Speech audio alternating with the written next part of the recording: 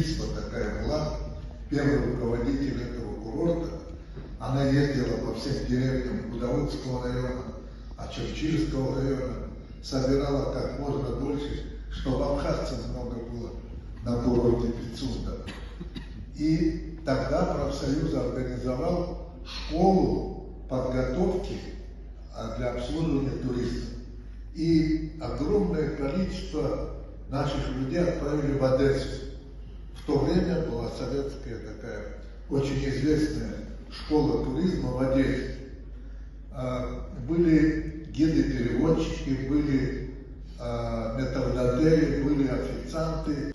Ну, в общем, конечно, туризм — это такая вещь, знаете, помимо тех достопримечательностей, которые у нас в Абхазии есть, они, конечно, уникальны. Достопримечательность, ее не будут обслуживать достойные люди, которые умеют достойно принимать гостей, то один раз приедут, а второй раз уже и не поедут. И будет постоянно уменьшаться количество туристов.